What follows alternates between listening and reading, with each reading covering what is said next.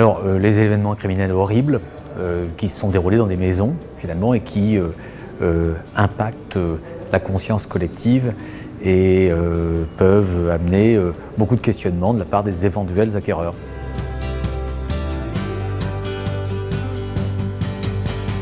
En réalité, ils vont commencer déjà à se renseigner sur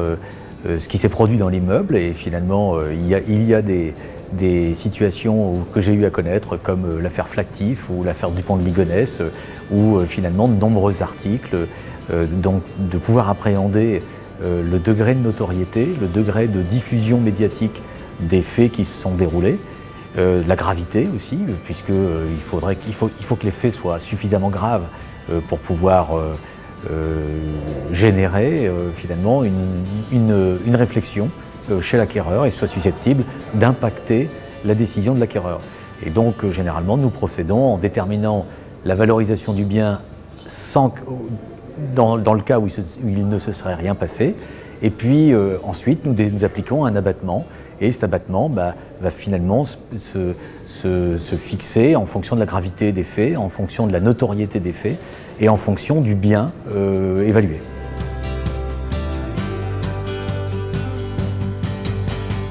Alors, les facteurs limitatifs, finalement, ils sont évolutifs dans le temps, parce que,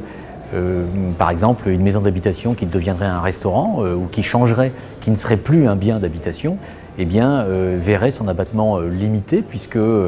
principalement c'est dans une maison où la peur,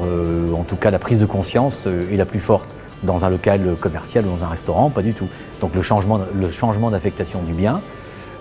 par exemple aussi la pipolisation des lieux, puisque par exemple si le bien faisait l'objet d'un film de cinéma ou de nombreux articles, j'allais dire, attirants finalement,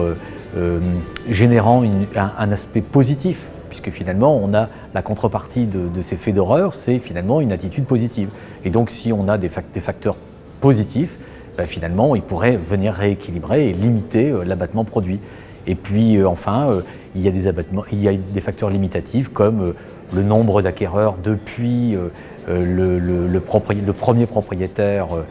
qui a généré ces faits. Et puis il y a aussi